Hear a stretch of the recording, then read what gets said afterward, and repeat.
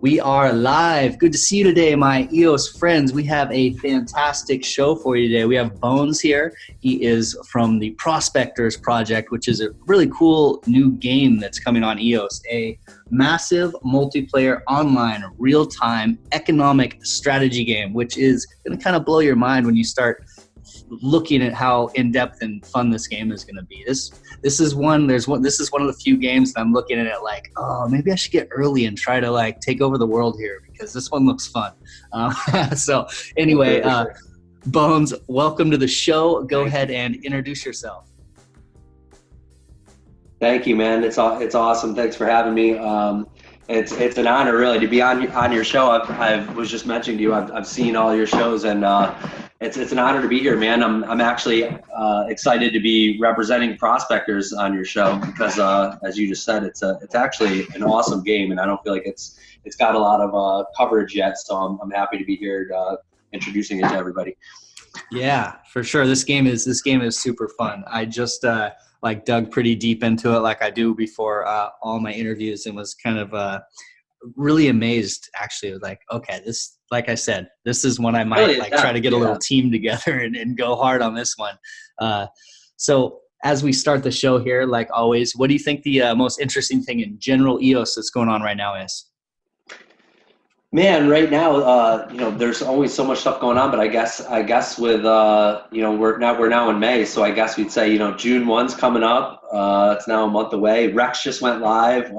There's so many things going on, but I would say what I'm excited about is, just where all this stuff with gaming is going. And, of course, I'm here representing a game, but all the other games, what Mythical Games is doing, ITAM games, NFTs in general, and where this is all going, I think it's going to be, huge. Yeah, and Prospectors as well. Prospectors, Mythical, ITAM, Pixios has got some game stuff coming out. It's just like, and then I start to think a little bigger picture because I've got like a VR rig, so I start thinking of VR like high fidelity and blockchain and all these games, and it's just, we're like kind of on the brink and the NFT tokens of this really immersive line blurring between reality, games, blockchain. Like, yeah, it's a crazy time, man. I love it. Exactly. And where how Prospectors ties into that is it's you could basically start a business in this game, and it's going to be, you could see where this is all going in virtual reality, where people are going to be having this whole, sort of second life happening, in the game. It's awesome. Yeah, for sure. I think about, because Prospectors has to do with like gold mining and the whole ecosystem around that. And we'll get into an overview of Prospectors, but it like initially makes me think of, like Brock Pierce and Brendan Bloomer and those dudes when they were mining gold in World of Warcraft, and they were some of the first people, and they set up these big businesses around World of Warcraft gold mining, and then, became where they are now. It's it's an interesting start. There's some interesting synergy there for sure. Absolutely. I mean, those guys were kind of, pioneers, and then the fact that they're now kind of, driving the ship, it's really promising for where EOS is going, Yeah, it's a wonderful time. And I'm headed out to June 1st. I'll be at the event in Washington, D.C. So. Awesome. I hope to see you there, man. Oh, you'll be there too? Cool. Yeah. Exciting stuff, man. Yeah, I can't wait. Can't wait. Rad. So let's dig into Prospectors, because this is just like too interesting to put off for very long. Why don't you give a brief overview of what the game is? So basically, it's sort of replicating the real economy of the 19th century gold rush. And so, and everything that goes along with that, there's lots of ways to actually, earn in the game. It's not just about gold mining. It's about, it's that the play to earn model that we've been, hearing about is in full effect in this game, and, so there's, multiple ways you can be earning in the game. You could be, looking for work. You could be mining minerals. You could be manufacturing things. You could be trading goods and minerals and speculating. So there's really, really it's not just about, mining gold, but it's, it's really an economic strategy game. So, and as we were talking about before, that like, joining forces with your friends, it really encourages cooperation and working together, which is one of the things that I really like about the game. Sort of helping each other, helping others is the way we, help ourselves, sort of the mentality of linking up with other people and working together for, to just sort of grow your community within the game itself, is really cool. And so just like the gold mining days, there was, more fortunes were made by the shopkeepers and the merchants than the actual gold miners themselves. So I think a lot of that will sort of carry over, and the pick, selling the picks and shovels, so to speak, will be, I think one of the ways to prosper in the game. And as you know, some of America's, greatest industrialists got their start in the gold rush. So it's like, businesses and fortunes will be made, and it'll be fun to see the game unfold. Yeah. So the game, the kind of the look of the game initially made me think of something like Age of Empires. So for people who haven't seen it, you can go online. There's some cool EOS, very cool, has a good overview of like some gameplay, but it looks like kind of Age of Empires from the top. But then the strategy and all that is obviously a lot different. But so how's the game start? It sounds like people come over on a ship and then go ahead. Yeah. Well, yeah. You sort of just start by looking at the map, right? So each player controls 3 workers, right? You sort of start by looking at the map. The map shows where your workers are, and of course, there's if you want to move your workers around, the further the distance they have to travel, the more time that it takes. And what you're really looking at when you're looking at the map is you're able to see, buildings, you're able to see, the available work that's happening on all the available lots. You're able to see the lot info, whether or not that lot is open, available to rent, so to speak. You're also able to see the actual resources that are above the ground. So when you look at the map, you're actually looking at trees and rocks and things. And those are useful items in the game, and those items are actual resources that you can sell for money.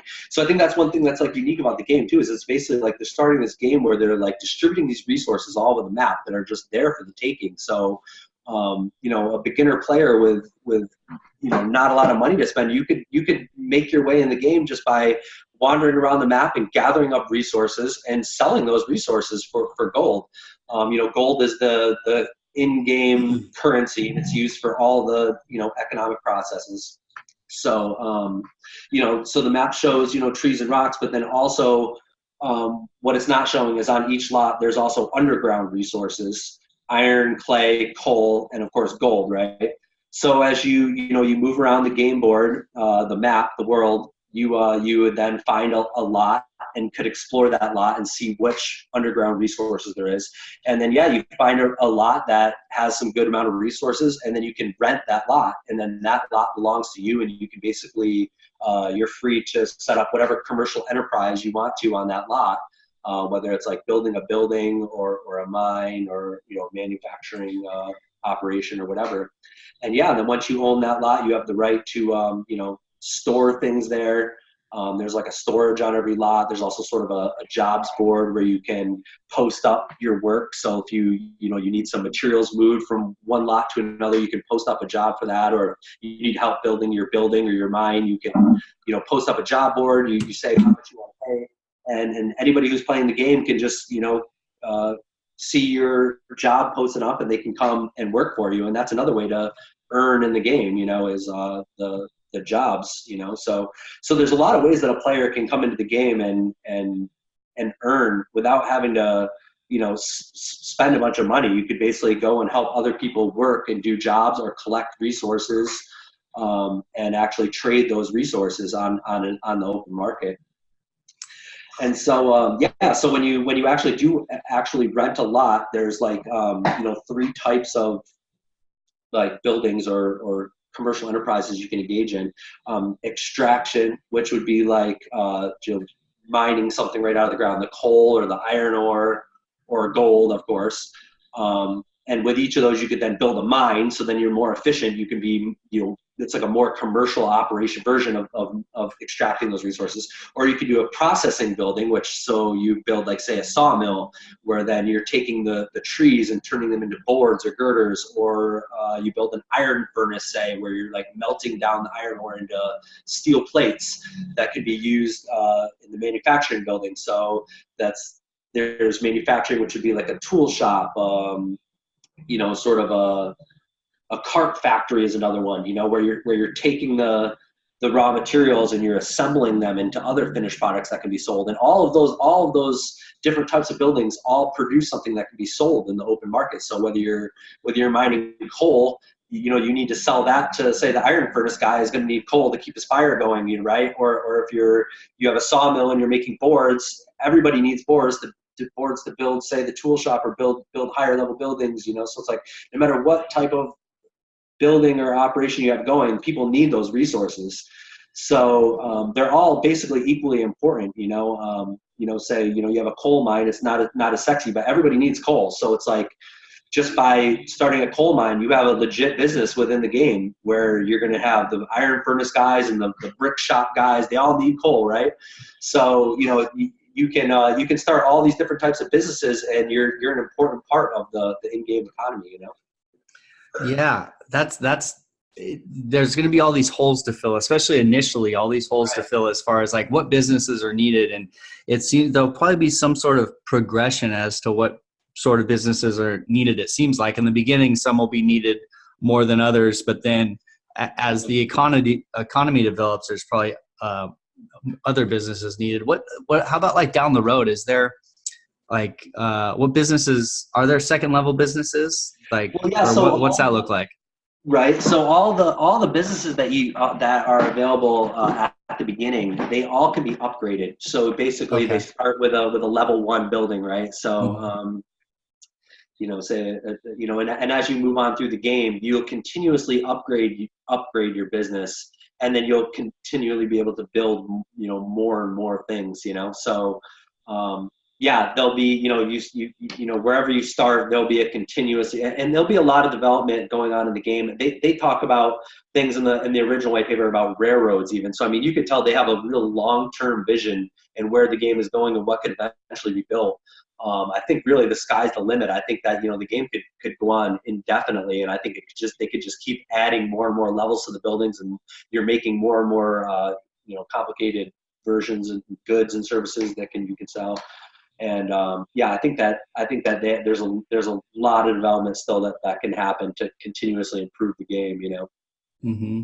Yeah, I wonder like how the monopolies and things like that start to play out. It seems like it's going to be such an interesting cutthroat environment of people trying to kind of because if you're getting like a more advanced business and you can kind of get a head start, and then you can kind of continue to stay ahead, it'll be important for people to see where they can get, or as fast as they can, basically. That's true.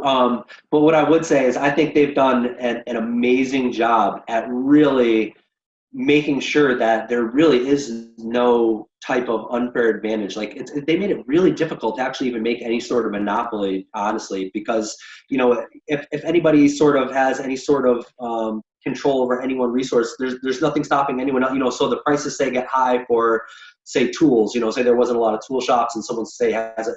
Well, then the price for tools high, so there's more incentive for more people to go build more tool shops. So because of the free market, I think it'll really balance itself out. And I think that, they've really thought about, so many things that like to make it so that there isn't a way to monopolize any of the in-game resources. I know during the beta, it was like there wasn't a lot of, say, stone, and I think that the developers were really responsive to people saying like, hey, people sort of picked up all these stone lots and sort of were able to monopolize the stone, which is a really needed resource in the game, right?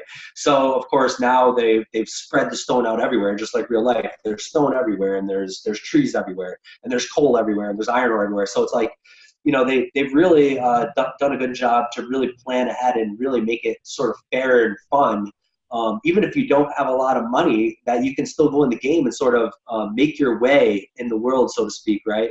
Like, you know, I like all the sort of, you know, ways that they've sort of like mirrored the economy, you know, back, you know, in the original gold rush days. So like, you know, there was people who showed up with nothing but, you know, their backpack and a gold pan and tried to make their way. And, you know, of course, a lot of those people, you know, went broke. But of course, then a lot of those people started businesses and started selling things to the miners. And, you know, the rest is history, so to speak.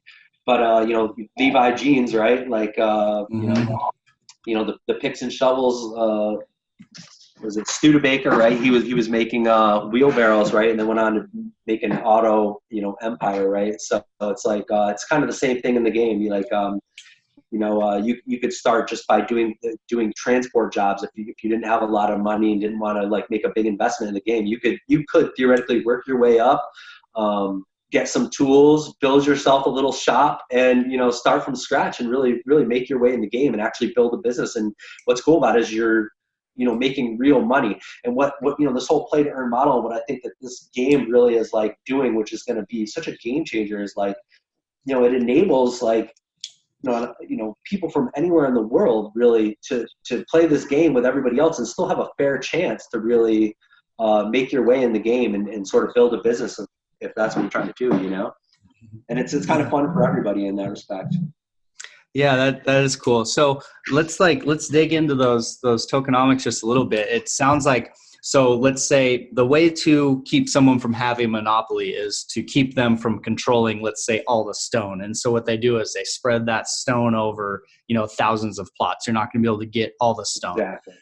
So if someone, you know, someone new to the game walks in with just their backpack, like you're saying, and they can find a plot, they can start mining stone basically, and then go in and selling that. And then there's this guy, let's say that he's been already mining stone for a few months and he has a stone factory or something. So he's mining a little bit more stone. He's mining obviously more stone than this guy. When those two go to sell it, it's going on to like an open exchange, or what's that look like?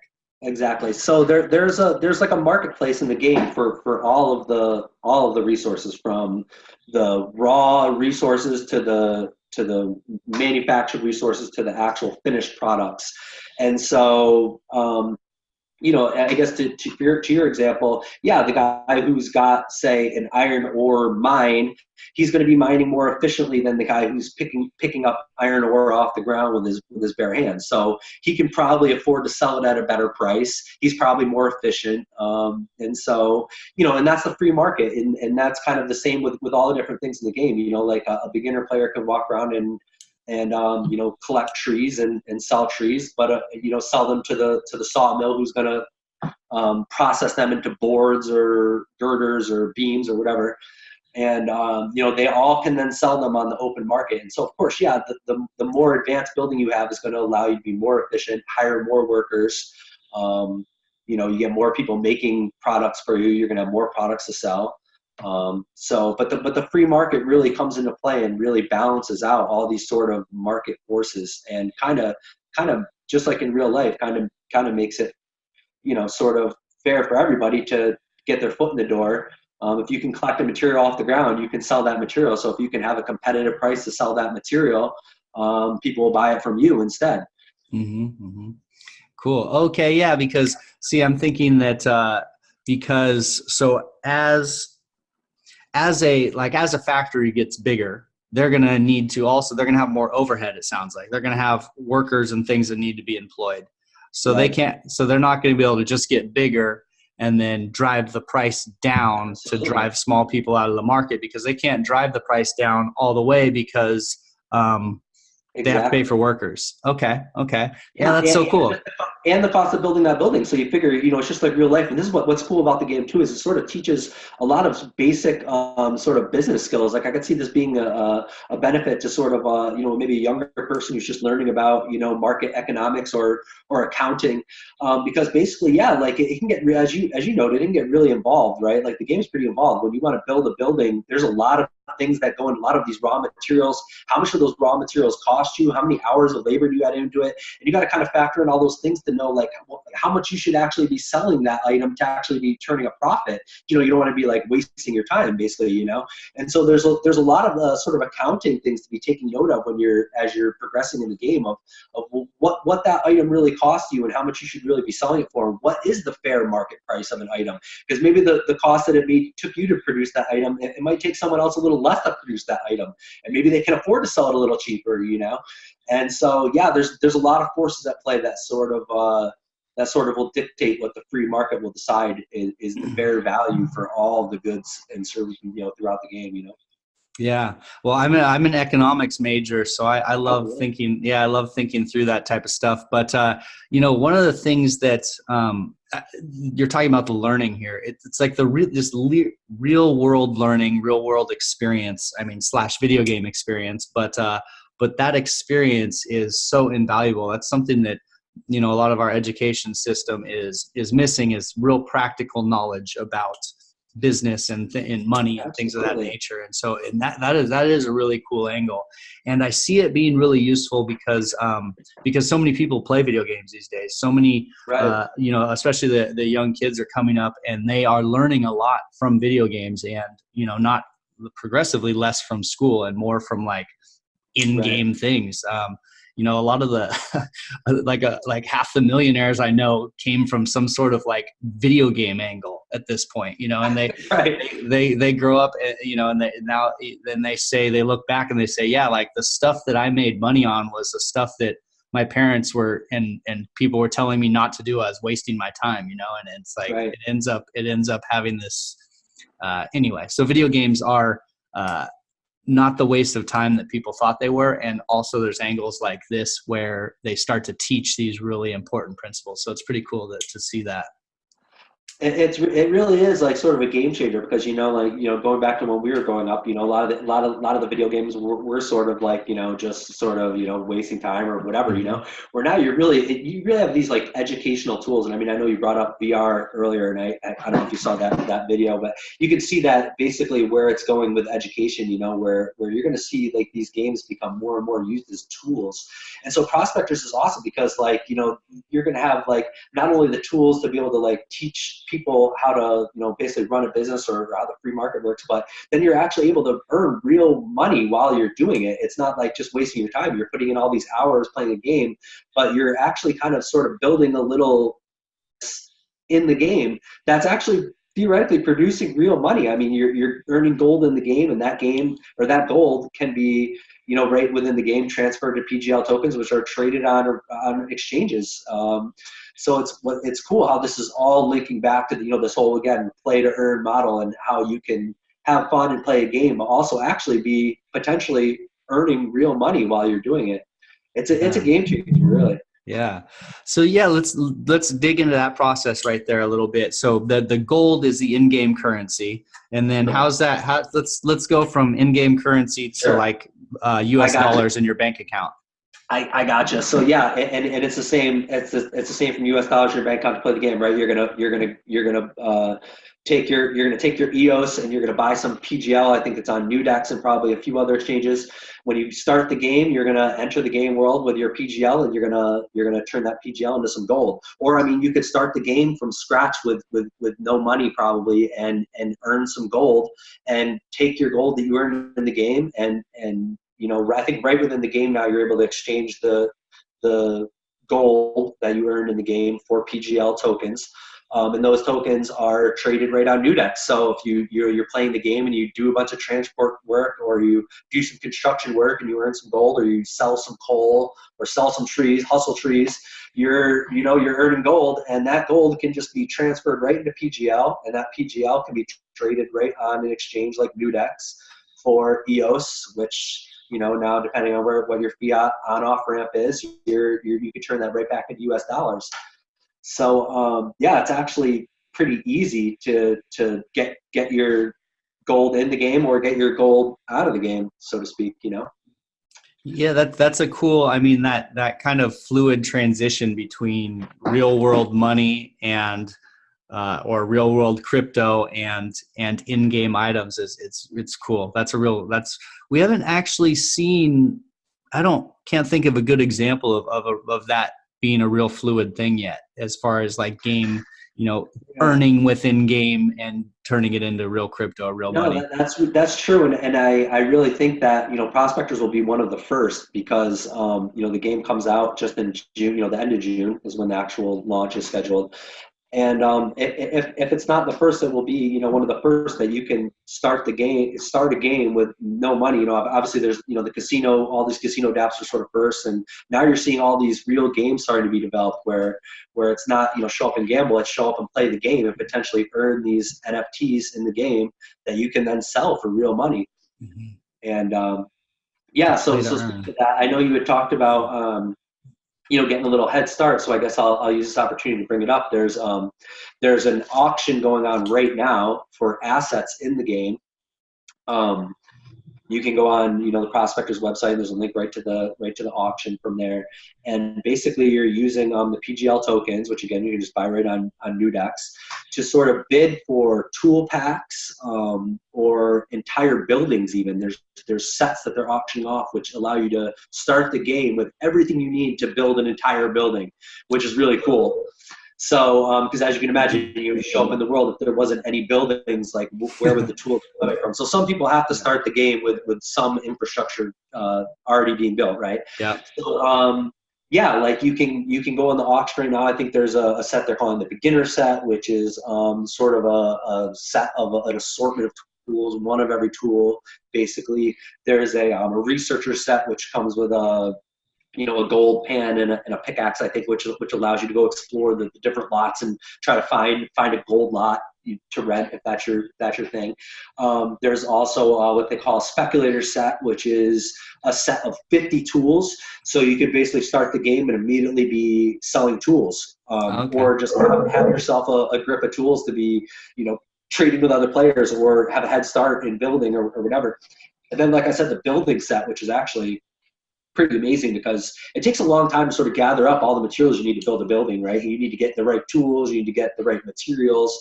So if you were starting the game from scratch, you would need to, gather all the stone, gather all the trees, buy some nails from the iron furnace worker, but by buying an entire building set, you're able to actually just start the game with the entire amount of supplies that you would need to build that building. And so then it's just a matter of time, right? You got your workers that you start the game with, you got your 3 workers. You can then begin constructing the building with your workers, or you could set up work order and start hiring some of your friends to come help you whip up your building, and then, work it out with them, be paying them, but also, then that's where the cooperation thing comes in too, because, it's really about like, having a group of people to sort of help each other out, right? Your friends can work for you, maybe you'll hook them up with some tools at a discount, maybe when your building's done, or some, some wood or whatever to help them build their building. And that's one of the cool things I think about the games, the aspect of, really like sort of working together with your neighbors or just anybody in the game, Cool. I was sort of recruited by this group of dudes, during the beta, and we all helped each other out. And these, I was working with people from all over the world. And then, we have our own little, you start your group on Telegram, right? And then you start your own little like community of people that are sort of, an alliance, so to speak, of people working together, helping each other out, all for the common goal of, making it further in the game.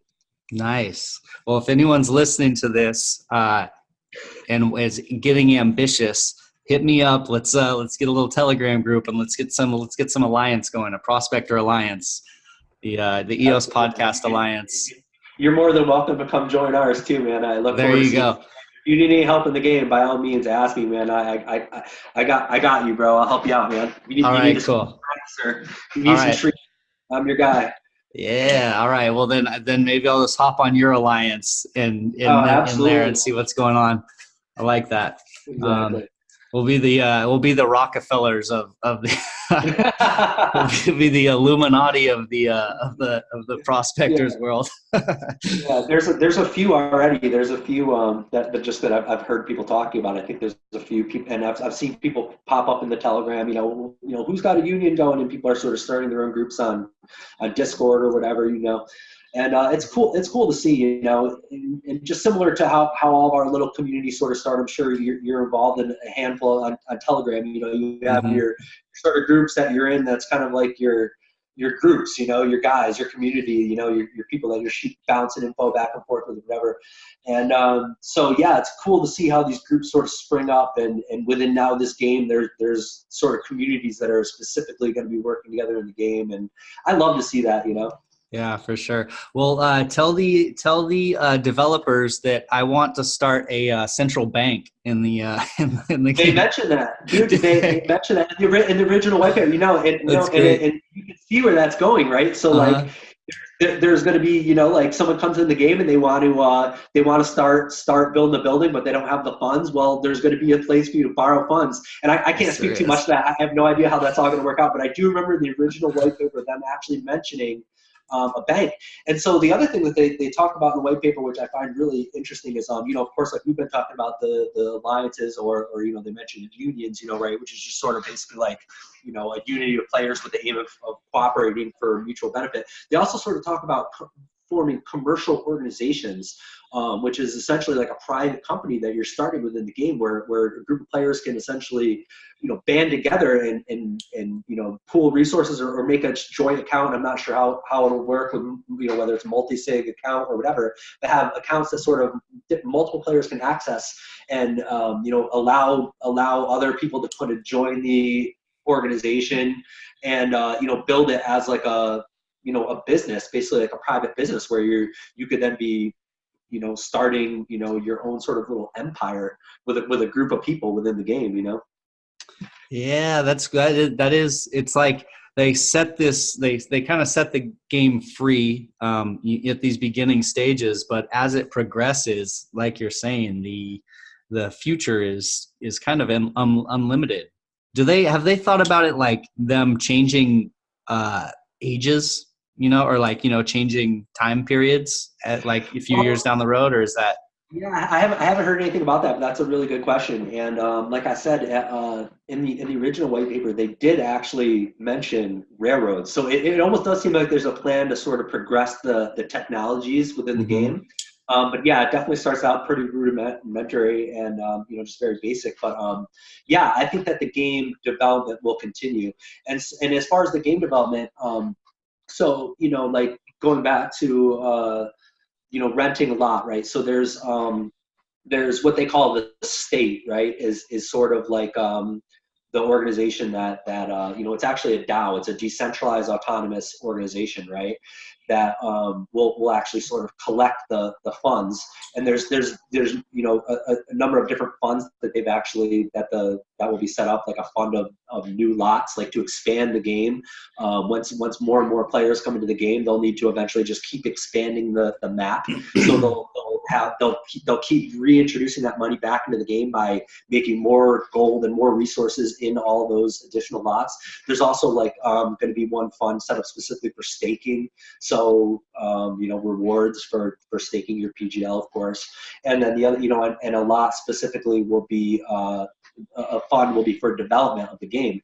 And all of this will sort of be run by the token holders. So the token holders will act as a board of council. So it's a lot like EOS, right? So the more tokens you hold, the more sort of voting weight you have. So by participating in the, you know, the in-game sort of governance, by holding a lot of tokens, you actually have a weight and can sort of vote and have a say in the future development of the game, and you know, where the development is going, and actually, you know, have a stake to vote and to say what you think should happen with the development of the game. If you're a large token holder and you've been investing, you know, in the game and holding onto the token and staking that token, so not only will you be rewarded with, you know, staking rewards, but you'll also sort of have a part in actually what you were just suggesting, right? Like, where's the game going to go? You know, it's actually the token holders are going to get to decide that. I think that's really cool. Yeah, that is really cool. I mean, that's one of the, so when you think of a game like World of Warcraft, one of like the big drawbacks was people would be really frustrated with the direction of the game or the updates. And some of the updates, people would lose items or they didn't like the updates, and you know, that was like one of the big big frustrations with Right. when changes happen to massive multiplayer games. But if the token holders have a say in it, and they're not losing items because the blockchain's there to enforce that, that fixes some of those like kind of pain points for massive multiplayer as it stands. Right. So. And I think that on that same note, I think that in part of the birth of this whole like NFT sort of movement, right? Like those exact issues that you just brought up have been, talked about for a while. And so like now, like prospectors, when you buy an item in the game, you own that item, and it will be, similar to these other games where you have ownership of that NFT and it's secured on the blockchain as your own item. So there's nothing the game can sort of do to sort of take away your item, right? Of course, like things like the lot, you're actually like paying rent on your lot, right? So you pay that rent goes to the state, right? And of course you have to continuously sort of pay that rent when the rent is due, right? Just like real life, right? They're going to come, you don't pay your taxes, they'll come seize your property or whatever, right? So in the game, if you don't, pay your taxes, they can then confiscate your property, right? And everything that's on that lot, will actually go to auction, right? But the items that you actually own, that you've earned in the game, or say the tools or the materials, those are your items to own and control and do with what you want and sell. And so yeah, I think that's one thing that's unique about where this is all going is the ability to actually own unique ownership that's secured by the blockchain, and they have their own sort of version of NFTs. So I know with like Mythical Games and and Scatter set up the D Goods marketplace, right? Well, so I think it's called Simple Goods. The simple marketplace is Simple Assets. Simple Assets, yeah. So that was developed, I believe, by I think it's Crypto Lions is the block producer who's been was working on that. And I think the deal was they were already working on that when Digital Goods was starting to be proposed. So I think that they just continued making their own sort of version. But so the Simple Assets marketplace will be where you could basically take those NFTs that you've earned in the game and sell them, Mm-hmm. Yeah, I actually had a talk with Crypto Lions about Simple Assets, and it's kind of a there's a pivotal time in the NFT development right now because ITAM Games has their own standard. Mythical Games has their own standard. Then there's D Goods, and there's also Simple Assets. Actually, I think Mythical Games is D Goods. D Goods, yes. So D Goods, Simple Assets, and ITAM. I think there was some talk about ITAM using the D Goods standard, but then that wasn't.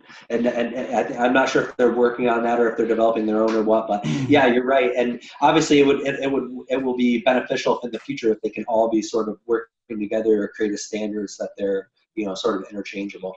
But as for now, like you said, it is the Simple Assets that prospectors will be utilizing. Yeah, in Simple Assets, the way that I understand it, if someone wants to dig deep, go listen to the Simple Assets podcast. But Simple Assets has the most ownership over an item, so that they've taken it to the furthest really? Level of non-fungible tokens. There's some nuanced differences that make a difference as far as the ownership goes. And man, I don't have it on the top of my head, but go check that out because there is a difference between these NFTs and how they function. So anyway, something to look into. That's great info. I actually didn't know that. That's awesome. Yeah. So with NFTs in the game, are they planning on maybe some artwork or things like that within items, or is that? So like I said, there's a marketplace within the game. There's sort of just a tab that opens up sort of the marketplace where then you have the options, and it's basically just all the different types of items in the game. And like I said, they're kind of separated into the different sort of where the raw materials are separate from, say, the finished goods. And like I said, they all have a use. There isn't any that are really any more or less important. So that's what's kind of cool too, is like everybody's going to need tools in the game, but in order to make tools, you still need wood for the handles, and you still need the iron plate to make the tool out of, right? So in order to get that, you still need the iron ore mine, or you need the sawmill to be cutting the boards. So it's like it really all ties together. They've done a great job of really making sure that all the various sort of enterprises are all sort of necessary, and they all work together to make all the different various goods, right? So that's really cool. I mean, they did really done a great job of really the economy itself and how it works in the game is like, I feel like what will make the game successful, because it really has to work, and really like eliminating advantages from sort of the like sort of buy your way to win sort of mentality like a lot of games have, where it's kind of not fun if the guy who comes in with not as much money just doesn't have a chance to sort of play the game or compete. I think they've really done a lot to sort of eliminate that and make it really fun and fair for everybody at every level to come in and sort of play the game and have a chance to sort of build your own little niche within the game where you can actually make money, Yeah, and I mean that game dynamic is hugely important. So it's good they took that into account. I mean, but it's part of video game design, is this idea that if you're behind, there is a chance to catch up, because if not, then no one's going to play from behind. They just aren't going to play. So, exactly. An easy example, something like Mario Kart. If you're in 8th place, then you keep getting like red turtle shells and you keep getting the lightning bolt. Your car goes a little faster. You have a chance to keep playing. You get in 8th place in Mario Kart, you keep playing because you're getting better stuff. So, anyway, right. Makeup logic's important. It doesn't have to be makeup logic, but the chance for someone who's just starting out to be able to play competitively is important for sure. So, sure. Yeah. I have so there is an initial start. I guess it's in June at some point. And how's that initial launch going to be? What's that look like? So the tentative date for the launch is June 29th. They've actually issued what they're calling a golden ticket, and it actually allows people into the game a few days early. And actually, we have a small handful of golden tickets that we're going to give away to you that you can sort of give away to your community and sort of meet up with all your friends in there, get everybody in early, get you guys all able to walk around, check out the game world, and sort of stake your claim, find a good spot. Because of course it helps to kind of be set up near your friends. You kind of pick an area of the map where you're kind of close, because it takes time to walk back and forth. So of course, the closer you are to your friends, the quicker it is to transport goods back and forth. And you're almost sort of starting your own little sort of town in the game, right? Because your friend might have the sawmill, and you might have the iron furnace, and another person's going to have the coal mine. So of course, everybody setting up kind of near each other is of course beneficial. So the golden ticket is an NFT. It's actually available right now. You can go buy it. I think right now it's up to 30 PGL. It's been raising incrementally. Anybody who wants, you can go right on prospectors.io, buy the NFT golden ticket, they're calling it. It enables you to get into the game 3 days early before everyone else. And we're going to have a handful of those for you to give away to your people. So however you want to make a contest or whatever you're going to do, and distribute those out to your community, your followers. I actually know exactly what I'm going to do. So everyone listen up here, my podcast friends.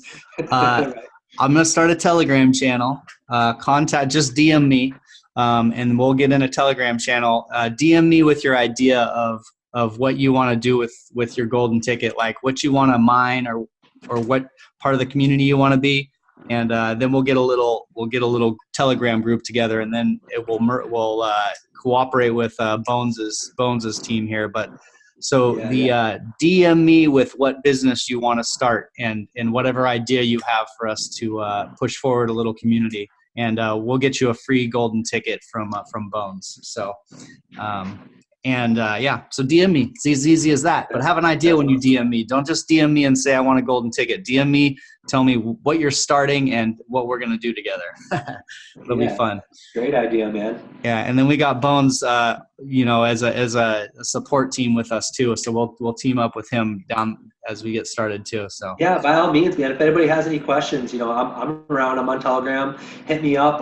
It's all about helping each other out, and like you said, you start your sort of alliance and work with our alliance. All the alliances that work together. It's a work together sort of thing. That's what the encourages, and that's what's so cool about it. That's right.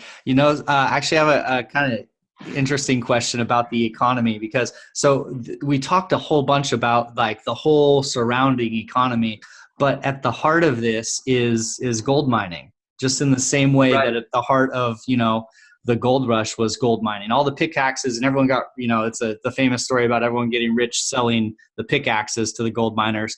But there was still the gold miners, and the reason they were mining was because there was a chance of striking it rich. So these are like the kind of crazy people who are like, I'm going to either go broke or die trying. Yeah, exactly. So what is there? So there's definitely that mentality, and it's funny because when we were testing the game, there is like that sort of what do they call it, gold fever, right? Like everything changes all of a sudden once you got that gold pan and you start seeing gold coming out of the ground. It definitely it hits you. You get a little bit of a bug, and it's exciting, and it's strange. The game itself is strangely addicting for not having a ton of action or graphics. It's totally addicting because once you start building something, you really want to see it through, and you really once you see that gold coming or people getting gold, you really see people like, oh man, I really need to, you feel that like sense of urgency of like wanting to hustle, want to get your hustle on, right? And that's what I think is cool too, is like, it sort of plays kind of get a little philosophical here. It kind of plays on some of the sort of primal instincts of a person, right? Everybody's sort of like, bartering in general, right? And just collecting goods in general, right? You could sort of see how it could be, sort of addicting to sort of want to gather up all your materials and be bartering, because you could make your way in the game just from sort of being a trader, being a barterer of sorts. It's a free market, so basically, if you're playing the coal game, you could be paying attention to say the price of coal or the price of trees or whatever it is, and be just hustling trees. You could be buying trees when someone's selling them for cheap and then reselling them for more expensive. You could be gathering trees off lots that are open and then just selling those on the open market and then taking that profit and buying some iron ore and hustling that on the open market. So it's definitely like there's the aspect of just bartering and trading in general, which I think is just goes back to the beginning of time of people wanting to gather and people wanting to barter goods and services with each other, right? And so it really touches on that sort of primal instinct of humans in general to want to sort of trade and engage in commerce with each other. And it also sort of touches on the sort of aspect of, I think people inherently want to be in a community or sort of like work together, right? We're sort of drawn together and want to say, how can we work together to sort of help each other, right? And and it's similar to you see like in a lot of these games now where like I'm not really a big gamer, but from what I've heard, people play Fortnite and they sort of gather there. They're like hang out. They just want to meet up in the game and hang out. It's not even just about shooting people. It's about like hanging out and doing dances or whatever, right? Trading skins or whatever they do, And so I think that this game really sort of nails it because it sort of encourages sort of like building a community. You want to kind of go in there and hang out with your friends, and there is actually a chat in the game now as well. They just implemented that since the beta as well, but yeah, like just getting people together, you form your little community, which is I think what people want to do when they get in a game anyway, is sort of interact with people and kind of just hang out with your friends, and then also take part in this sort of bartering and this trading of goods that are, hey, you got some trees, I need some trees, I got some iron ore, you might need some iron ore, It's sort of figuring out how you can help your neighbor and what they can do to help you, and how it can all work together. And I think they nailed it. Yeah. Those sort of human aspects of I mean, it's like the human aspect is the free market. It's interesting to see, like, when you just say it's a free market and then let people go, like all of a sudden all these human interactions pop up kind of almost organically. And Totally. it's a little bit of a testament to the power of of free markets and markets in general as this tool for human interaction. We naturally interact, and there's all kinds of interesting things that start happening. So yeah, it is cool to think of that. So is there some veins of gold or some giant gold nuggets, or is there some sort of Absolutely. thing for the gamblers? Oh man, there is the mother lode, so to speak. I remember in the beta, like, because people are sort of in the chat and everyone's kind of like, comparing, well, how much gold are you getting out of this lot? Because of course it varies, just like real life, right? So you might find a spot and you got to mine it for a minute, and that's why they sell, or what they're auctioning off, calling it the researcher set. So you can basically research a couple different lots and see how much gold is there, basically, because all the lots contain different amounts of gold, and even the developers don't know what's on these lots, right? Because of course that would be an unfair advantage. So nobody really knows. It's not unlocked on the blockchain until a player physically goes to that spot, pulls out their gold pan and their pickaxe. They do some prospecting, and then you can sort of make an assessment of how much gold is on that lot and whether it's worth it to rent that lot, or go all out and build a gold mine on that lot and actually, start extracting gold at a commercial level. Yeah, it's really fun to see, because everyone was sort of comparing, how much gold they were getting, and of course, like, someone will pop in and be like, I was getting the mother lode of gold, and everybody starts getting excited about it, So they've definitely sort of planted, little eggs of the massive sort of gold strikes. They're in the ground somewhere in the game, which is cool too. Like somewhere on that game board, on that game world map, there's plots that are going to contain a crap load of gold, which is real money in the real world, right? You can sell those for PGL, you can sell for EOS. Now you're selling them for back to fiat currency if that's what you're trying to do. But yeah, they've planted the seeds there, and they're there for the taking, which is kind of cool, And anybody could find it, Anybody with a gold pan and a pickaxe could get lucky and research that spot and find that gold vein, like you're talking about. That's like striking it rich, so to speak.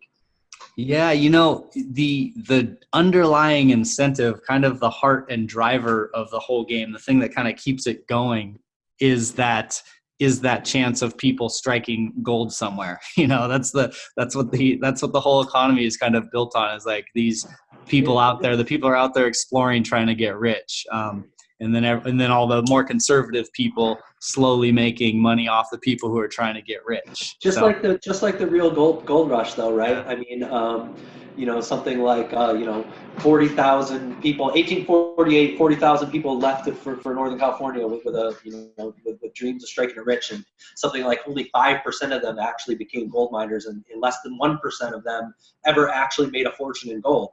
But that driver, that economic driver of there's gold, there's a chance of gold, sprung this whole economy where there were fortunes made. And as we talked about earlier, you got Levi's jeans, right? That's still a company today. They got their start by selling jeans to gold miners, right? Mm-hmm. And Wells Fargo, right? You got these companies that are that got their start basically by setting up and taking advantage of this economy that all sprung up over a discovery at Sutter's Mills in California, right? Yeah. What's interesting overall about this project is that we talked in the beginning of the show about blurring the lines between the physical world and the computer world, or the blockchain and VR and all this.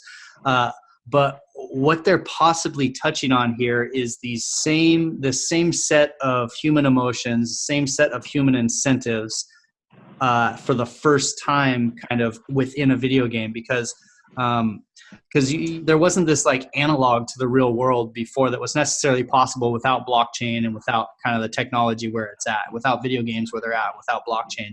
But now you can take almost all of the same human emotions and incentives that were present in the actual gold rush and throw them into a game and see what happens. It's like it's a pretty cool experiment.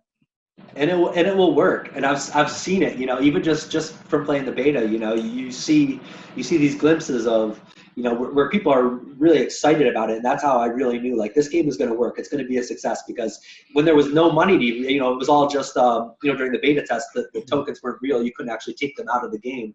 Yet people were really going hard and really committed to trying to make it work, And so just seeing that happen, really made me realize that the game will get traction, because they've done such a good job, but also because, like you said, it really touches upon those same sort of human emotions that are, that will drive and build an economy, right? So, and it will work, and the game will catch traction for sure.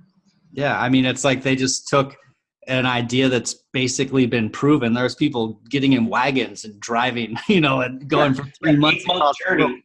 Yeah, and they were dying on a 3-month journey for these incentives. So, like, clearly the incentive structure is there. So it's pretty, right. Pretty cool. Yeah, it's the same thing. Yeah.